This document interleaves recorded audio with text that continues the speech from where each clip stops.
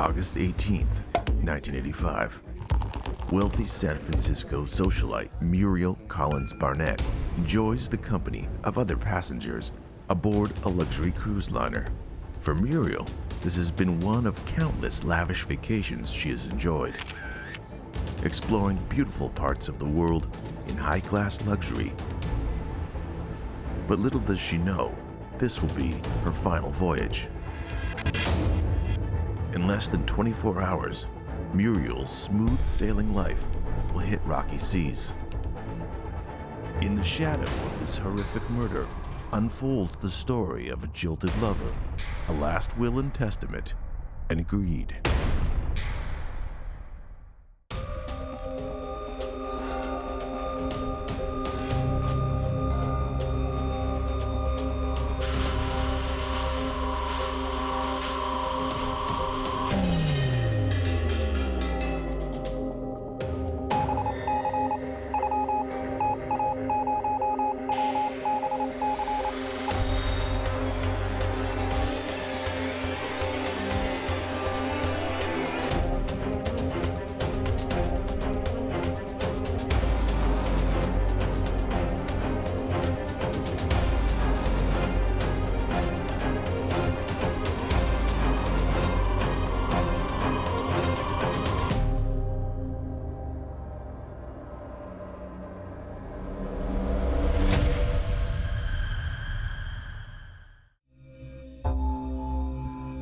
Muriel Collins Barnett is the wealthy widowed heiress of the late San Francisco lawyer Philip Barnett. She resides in an opulent mansion in the upscale San Francisco neighborhood known as Nob Hill. This was a very wealthy couple in San Francisco, Philip and Muriel Barnett. He was a lawyer who became a land developer, and they were rich and snobby. In the 2 years since her husband's death, Muriel has spent a large portion of her time traveling the world with her personal secretary and companion, Robert Frisby. Muriel Collins Barnett is an elderly woman from the San Francisco area. She was married to a wealthy businessman from that area who recently passed away, left her a fairly large sum of money. And since her husband's death, she has enjoyed her life, spending the money that she was left as an inheritance. Robert Frisby was initially hired by the late Philip Barnett and worked as his personal secretary until his death. When Mr. Barnett dies, he leaves his wife $3.7 million, which is more than enough to keep the childless widow comfortable for the rest of her life. On the surface, Robert Frisby was hired by Muriel's husband as a personal assistant. But when Muriel's husband passed, he left a clause in his will that Robert would continue to stay on and work for his wife. Her husband had asked that he stay on and be her personal assistant after his death. So they've become quite close over the years since her husband's passing. He was not just an employee, he was also kind of almost their son. He was their chauffeur, their secretary, the dishwasher, their social convener.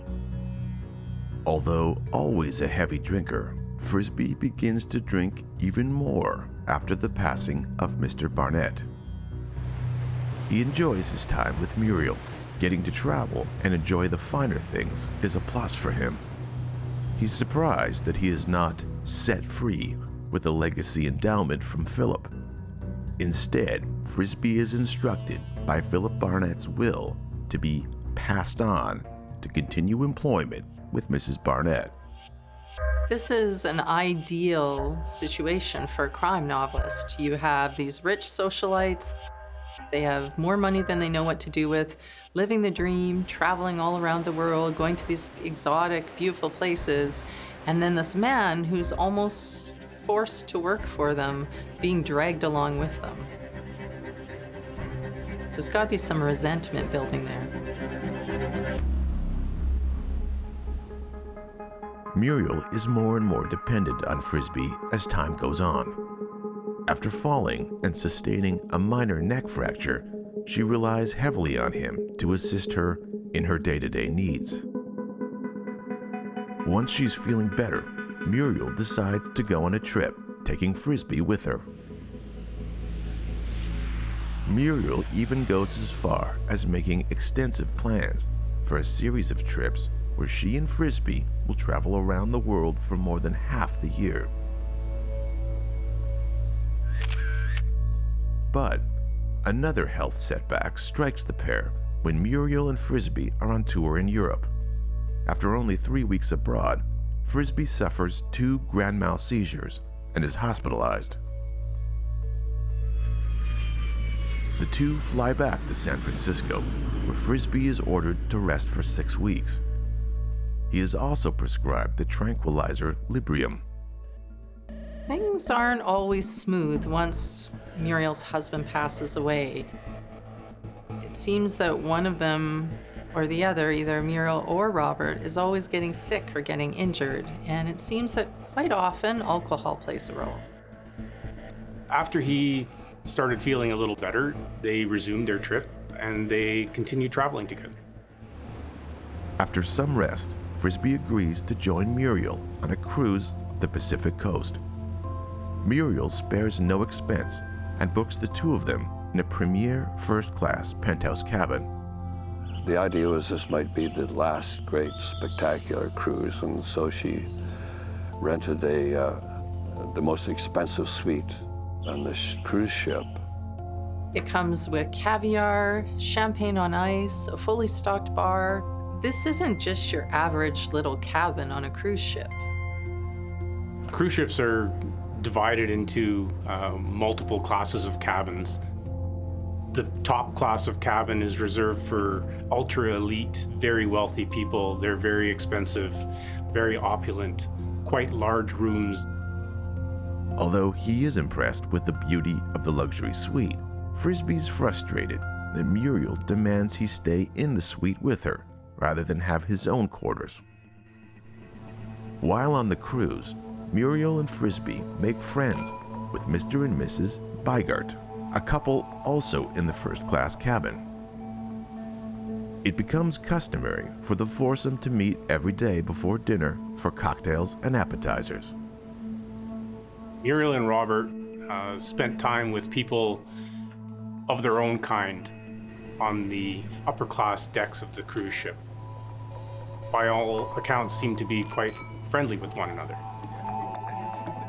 On the morning of August 19th, the ship docks in Victoria, British Columbia, Canada. Muriel suggests that the four of them rent a limo and a driver for the day. She wants to take in the beautiful British colonial gardens, the Victorian architecture, hit up shops, and have lunch. Muriel is enjoying a lot of drinks with her lunch. She's laughing and calling out other patrons of the restaurant. She opens her purse and hands a credit card to the waitress and asks her to buy everyone a drink on her.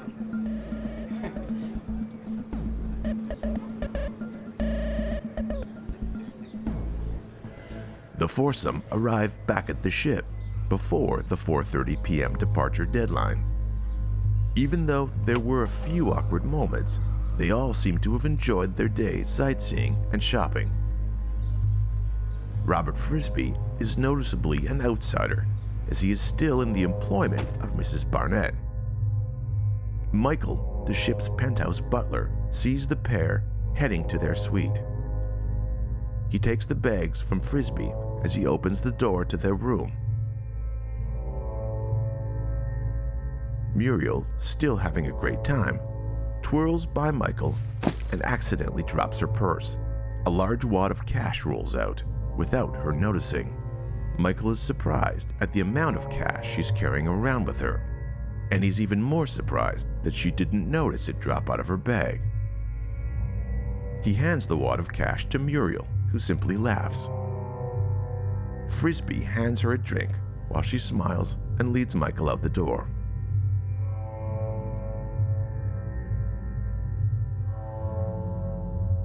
Muriel heads to her bedroom to freshen up before Michael returns with their usual daily order of champagne and canapes. It's become a tradition for her and Frisbee before heading out to meet the Bygarts in the Premier Lounge. But as Michael arrives around 6:45 p.m. with Muriel's nightly food and drink order, the unexpected occurs. Michael knocks on the door, but oddly, no one answers. Michael's puzzled that no one answers. He checks his watch. 6:45 p.m.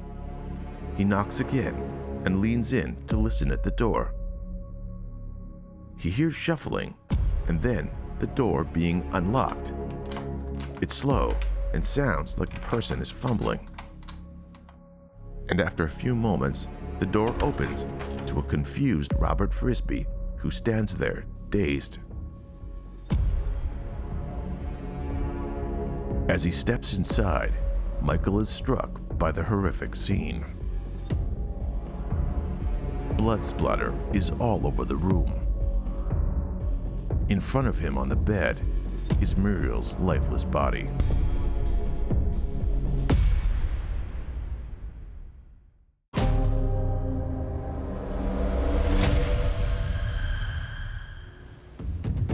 Wealthy San Francisco socialite Muriel Collins Barnett and her companion Robert Frisbee embark on a luxurious cruise. But the luxury turns to tragedy when the 80-year-old heiress is found savagely beaten to death in her master's suite.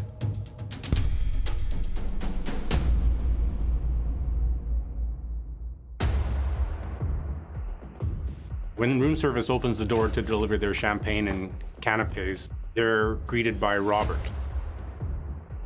And beyond Robert, he catches a glimpse of Muriel's badly beaten body.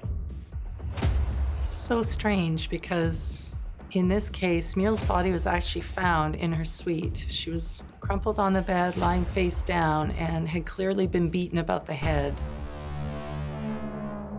There was blood all over the room, on the lampshade, on the curtains. It was quite a grisly crime scene. Michael, the penthouse butler, is horrified by the grisly discovery. He looks to Frisbee, who appears to be in shock also. Michael runs out of the room and yells for help down the hall. Michael returns with 2 cabin stewards. The young men are also taken aback by the scene. One even checks the body for a pulse, while the other rushes to the phone to call for help. The ship's doctor is alerted and arrives on scene to assist.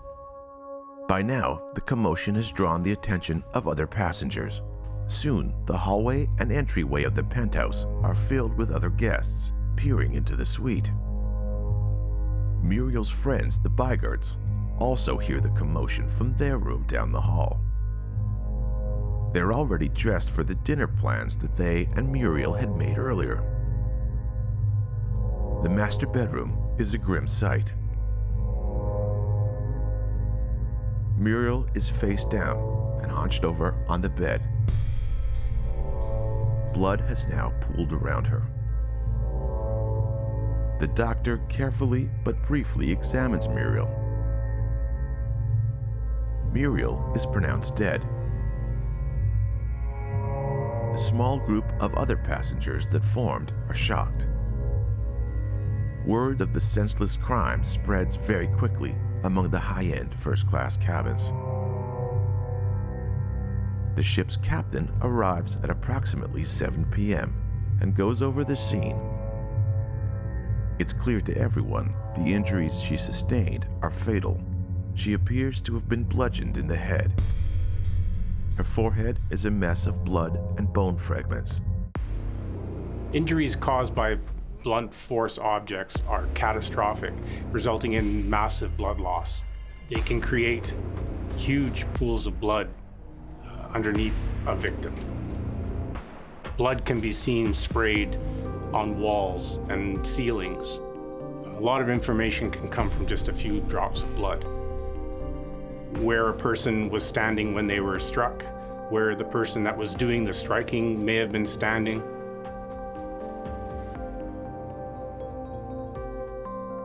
The captain insists a full investigation will take place when the cruise liner docks in San Francisco. Local authorities will take over as soon as possible. Typically, a crime scene needs to be preserved as soon as possible so that the evidence can't be contaminated. This being a stateroom, it's as simple as locking the door and preventing anybody from going in or out of that room. How could this happen? Who would do such a thing to a defenseless elderly woman? And how will they uncover who the murderer is aboard this ship?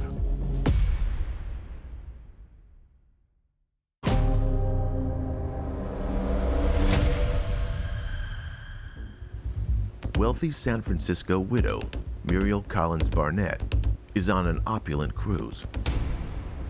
The pinnacle of luxury and premier class ticket, she is enjoying the company of her contemporaries, surrounded by beautiful scenery and first-class accommodations. But the breathtaking beauty quickly turns to breathtaking terror. Muriel is found murdered in her luxury suite, bludgeoned and sustaining fatal injuries. Her travel companion, Robert Frisbee, whom she employs, is the first to see her in this state and has no idea what transpired. Witness interviews are very important because they help us establish timelines. They help us determine where people were at particular moments. People would have seen each other, and if they're each referring to the other person in their statement, it helps to corroborate what's being said, especially when they're taken independently. Small details in witness statements, not necessarily what they saw, but the peripheral information can all be used to help corroborate their story. The doctor begins the difficult task of gathering any evidence she may find so she can pass it all on to the investigators from the San Francisco PD. The doctor notices how shaken Michael appears and asks if he's all right. Michael becomes flustered and says he really liked Muriel, and this whole thing is so tragic. The first thing Michael tells the doctor is that he had a standing room service order that he delivered daily to Muriel's penthouse. She would have canapes and caviar every evening before heading to have cocktails in the premier lounge. He tells the doctor that he usually came between 6:30 p.m. and 6:45 p.m., which was approximately the time it was when he arrived earlier that evening. As for the stewards, they normally come into Muriel's suite when she's at dinner, which is approximately 8 p.m. They had been down the hall in another suite when Michael had come to them seeking help. Muriel had been seen by several crew members carrying big wads of cash, but this cash was still found in a room and nothing else seemed to be missing. This clearly wasn't a robbery. So now suspicion was starting to point towards Robert Frisbee, who was the only other person in the suite at the time. Upon looking in the bathroom, they find blood and a bloody towel in the sink. There also appears to be blood on Frisbee's bathrobe. The doctor asks Frisbee what has happened. Confused and a little disoriented, Frisbee finally says, "I don't know. I was asleep." Frisbee is clearly distraught. The doctor tries to comfort him and asks him what happened before. Frisbee tells the doctor that Muriel had asked him to make up some cocktails for the two of them. The drink is a mix of champagne and vodka or gin. He also admits that he took his prescribed medication, Librium. Librium has several side effects, including drowsiness and confusion. Probably the last thing you want to do when you're on a medication like this is drink. Robert claims that he didn't do it, and it's questionable whether or not he even could do it. He blacked out. He doesn't even remember what happened. People who are under the influence of medication in combination with alcohol typically have no recollection of what took place. They frequently black out. They're not awoken by sounds. They have very poor recollection of events. Frisbee then goes on to say that after serving Muriel her French 75, that he went and had a bath. Details are starting to surface now. Robert, conveniently, is starting to recall a few things. He remembers serving Muriel a French 75, which is a cocktail of champagne and either gin or vodka. He listened to music and relaxed, drifting in and out of sleep. He didn't know how long he had been in the tub, but remembered Muriel coming into the bathroom at some point. Frisbee said he awoke to the sounds of knocking or soft thuds, but drifted back to sleep. He remembers nothing after that until he heard Michael knocking on the door with caviar. So Robert's in the bath, asleep, and allegedly is woken up by the knocking of the delivery of their room service. It's unusual that he's woken up by the knocking on a door, but not woken up by the sounds of somebody being potentially bludgeoned to death within a few feet of him. Meanwhile, the doctor questions Mrs. Bygart. She says that after the day of shopping, she went back to her room to freshen up and get ready for the dinner plans later that evening. She'd been blow-drying her hair when she heard the commotion in the hall. Mr. Bygart tells the doctor that he'd gone to the Premier Lounge to check the golf scores and relax while Mrs. Bygart got ready. The scores he wanted weren't available yet, so he went back to his suite. He arrived back in his suite when moments later he and Mrs. Bygart heard a commotion in the hall.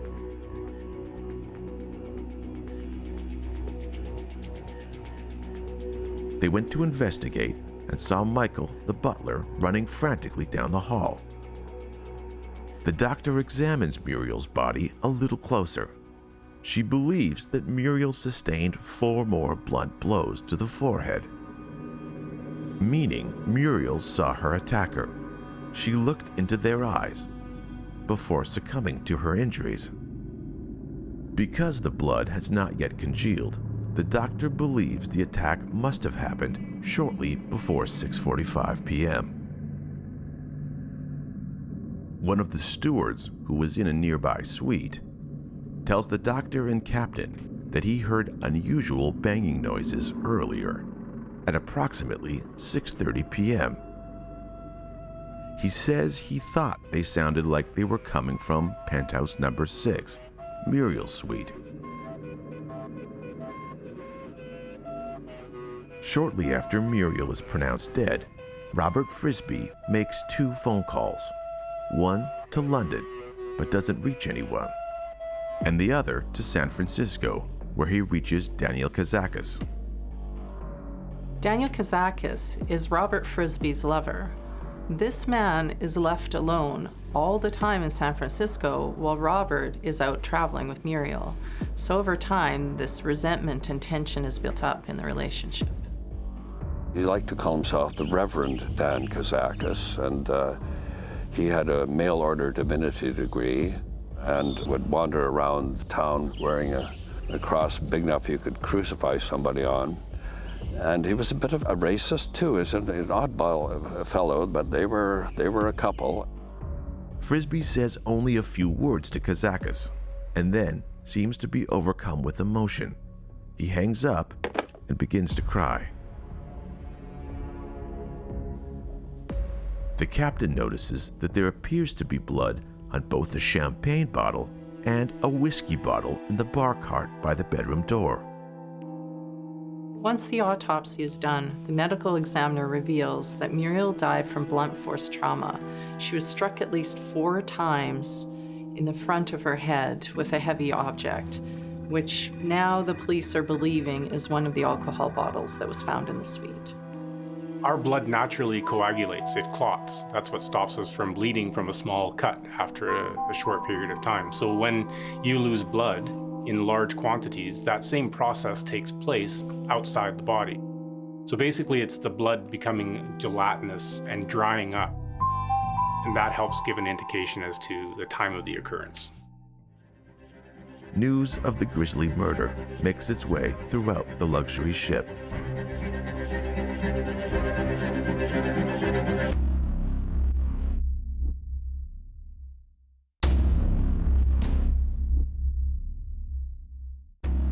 People are gassed. Whispers and shock spread. There is a killer on board the ship.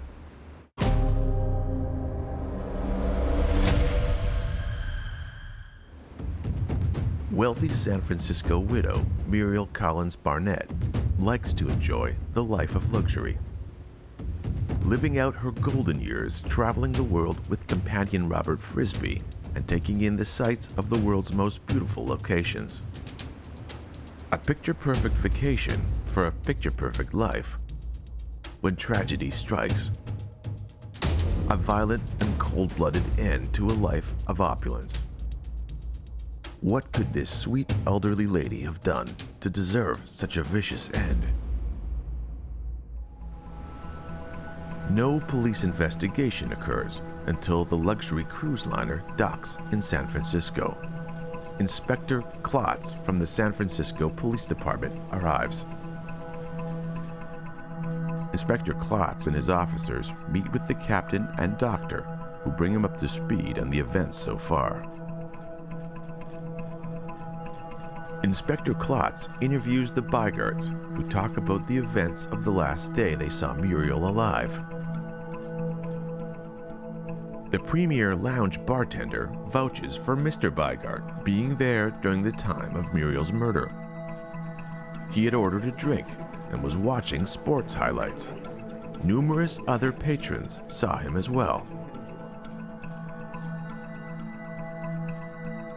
The two cabin stewards tell Inspector Klotz that they had dropped off fresh towels to Mrs. Beigart right before they began cleaning the suite down the hall from Muriel's penthouse. A chef tells Inspector Klotz that Michael was in the kitchen having a snack and chatting with kitchen staff while he waited for the caviar and canapes for Muriel to be prepared. The investigators determine the small amount of blood on Michael's white glove indeed came from the bedroom door when he opened it as he said, and there's no possible way Michael could be responsible for the murder.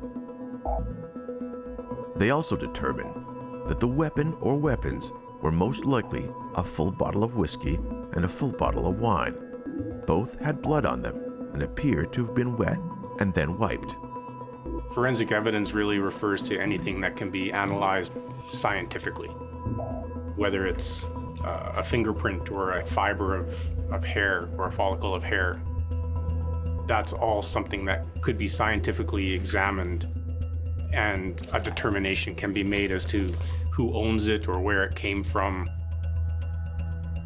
Inspector Klotz and officers question Frisbee, who, though calmer, recounts the same events he told the ship's doctor and captain the day before. Speaking to those familiar with Miss Barnett, Klotz uncovers she became more and more dependent on Frisbee after her husband died. Partially because Muriel was a heavy drinker herself, and the neck fracture she sustained was actually due to a drunken fall. Muriel relied heavily on Frisbee to assist her in her day-to-day needs, and during this time even gave him power of attorney. She was also heavily medicated to ease the pain of her injury. It was during this time that she was persuaded to sign a codicil typed by Frisbee. The amendment to her will had her leaving Frisbee just over 2/3 of her estate, approximately $2 million, instead of her plans to initially just leave him $250,000. This codicil was witnessed only by Mr. Daniel Kazakis, Frisbee's lover. But one of the most surprising pieces of information that Inspector Klotz learns is that Robert Frisbee and Philip Barnett were secret lovers. It had been Philip's original directive to leave $250,000 for Frisbee, but he specified he must stay on and continue working with Muriel to collect his inheritance. There is now enough evidence to arrest Robert Frisbee.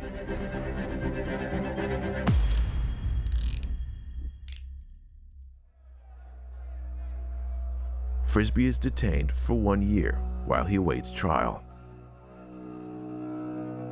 What we know is that Robert and Muriel's late husband had a romantic relationship. Whether or not Muriel knew about it is unknown. Once they get to port, the evidence is so strong against Robert Frisbee that he's arrested. Once Robert is arrested, these troubling details begin to come forward.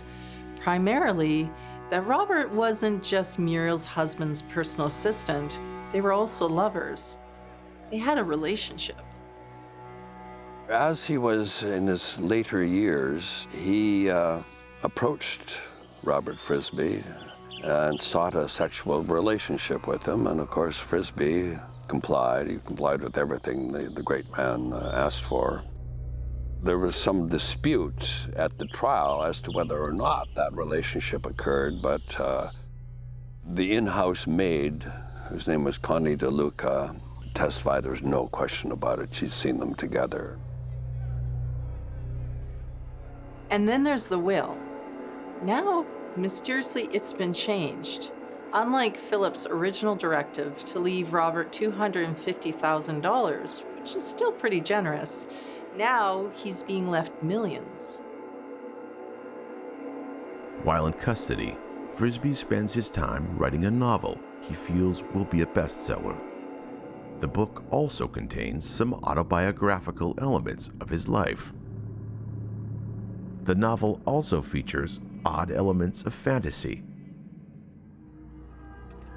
The issue of jurisdiction comes into question just as the U.S. trial is set to begin. They aren't sure if the crime took place in U.S. or Canadian waters. But Muriel's time of death determined the murder to have occurred in Canadian waters. One of the most inconvenient things for investigators about murders on cruise ships is you have to figure out what waters they were on, what territory owns claim to it. And in this case, it turns out the murder didn't happen on American waters, so the trial has to move to Canada.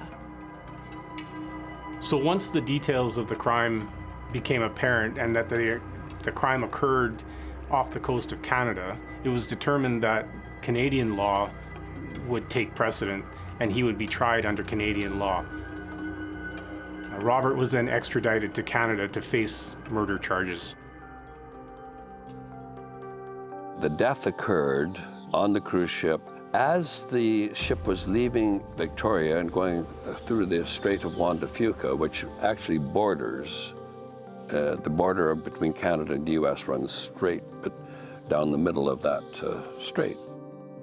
The Americans desperately wanted to prosecute the case in their own jurisdiction because it was a headline grabber. Of course, that became one of our defenses during the trial, that the ship was so close to the border that there was a reasonable doubt. You could not tell which side of the international border. And so, the case is transferred to the Court of Queen's Bench in British Columbia, Canada. Robert Frisbee is extradited to face murder charges.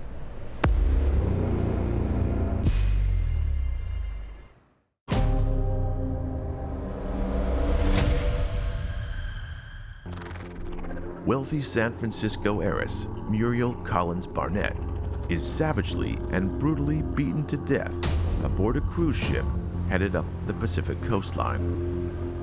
When it's discovered that her servant and companion, Robert Frisbee, had Muriel's will amended to leave him over $2 million upon her death, police arrest Frisbee for murder. After determining the murder took place in Canadian waters, Frisby is extradited to Victoria, British Columbia to face the charges. Robert Frisby is charged with first-degree murder. The Crown's case states that Muriel Collins Barnett was murdered in cold blood as part of a plan that Frisby had devised before departing San Francisco. The Crown alleges that Frisby's motive was to prevent Muriel from changing her will back to her original intention of leaving him only $250,000 instead of the over $2 million that her will had been amended to. The police reveal that the European tour that was cut short from Frisby's seizures were actually due to alcohol withdrawal. Frisby attended Alcoholics Anonymous for 6 weeks, but when he started back at work with Miss Collins Barnett, he began drinking heavily again. The Crown presented evidence that inferred Frisby had dealings with Daniel Kazakis that had taken place prior to departing San Francisco, such as signing over a $100,000 check from Collins Barnett that Kazakis tried to cash upon learning of her death. And when Frisby was arrested, he had an uncashed check for $300,000 in his wallet from Muriel to himself. In both cases, neither check entries were added to her master ledger. Many believe Frisby was pushed to forge these checks under the urging of boyfriend Kazakis. He was the party that everyone believed, including the prosecution, including the defense, myself, who propelled Frisby, persuaded him to do in Mrs. Barnett. And that was over a will. There was an issue as to whether or not the Reverend Dan Kazakis and Robert Frisby conspired to have her sign a copy of a new will without her properly looking at it. Frisby testifies that both checks were written out and intended as gifts for him in compensation for being away from his boyfriend, Daniel Kazakis, for so long. It was a very large amount, far larger than what he was being paid in salary. So it's very unusual to find this check in his wallet. Muriel had wanted Frisby to travel with her again to London, this time spending nearly half a year with her. Frisby was worried about the long-distance strain on the relationship with Kazakis. Robert was having Muriel sign documents before they left on their trip, some of which she may or may not have understood what she was signing. It now turns out that it may have been a codicil to the will, leaving him more than was actually intended. Frisby's defense lawyer argues that while Frisby believes it's possible he killed Muriel, he did so without knowledge or control of his mental faculties. He has no recollection of the event. Frisby's defense attorney has 2 psychiatrists testify that the combination of prolonged alcoholism and the use of the drug Librium mixed with alcohol could possibly produce a blackout in memory. It's a frequent fallback for somebody who's a suspect in a homicide case that they blacked out as a result of alcohol or drugs or a combination of the two. This way they feel they don't have to account for anything they may have done. They say it was unlikely he could have carried out such a violent attack without it being attributed to the combination of drugs and alcohol. The defense was a mental defense, that he was, through drink and the Librium he was taking, and he was, as I say, an alcoholic, and he was pretty drunk that night. He was not aware of what he was doing at the time. Therefore, making it a lesser charge of second-degree murder. Meanwhile, the Crown submits Frisby's manuscript that was written while he was in custody in the U.S. A lot of it is written in Gregg shorthand, which Frisby was proficient in. The novel is a dramatized account of the voyage, and particularly the day of the murder, from Frisbee's point of view. It includes Frisbee taking Librium, consuming alcohol, taking the bath, and a nap right after. Naively, didn't realize that anything he was writing could be seized by the authorities in Canada when he arrived. And he entered that manuscript with a phrase that the prosecution it was in shorthand, had a shorthand expert tried to testify, saying was, "Tonight she must die."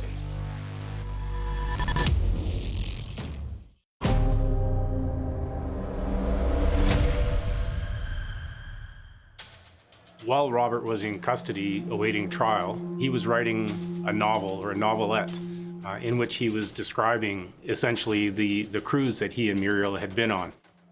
And in this manuscript that he had, it was discovered that he had written in a particular type of shorthand, "Tonight she must die."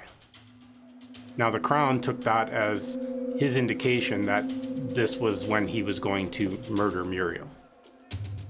Robert Frisbee and his lawyer know his credibility is damaged by his inability to answer what the symbols in his manuscript mean. Frisbee asserts that the symbols did not mean "tonight she must die." The defense interviews a Greg shorthand expert. She reads the manuscript and states that she cannot construe exactly what the symbols mean, but gives a few alternatives to their interpretations. She reads it as, "Today she must lie." The Crown Attorney is not buying this alternative interpretation. They assert to the judge and jury that Frisbee's motive for killing Muriel Collins Barnett was purely greed. $2 million worth. The motive for the alleged murder was all about a will, and it was a will worth, well, their estate was worth well over several $1 million. The jury in the British Columbia Supreme Court finds Robert Frisbee guilty of first-degree murder in the bludgeoning death of 80-year-old San Francisco socialite Muriel Collins Barnett. Justice Lloyd Mackenzie sentences 59-year-old Robert Frisbee to life in prison. The lawyers for Muriel Barnett's estate, they got him a settlement of a few $100,000. And in the end, he still gets the money. Basically, help pay his legal fees ultimately, just so that it would not drag out for years.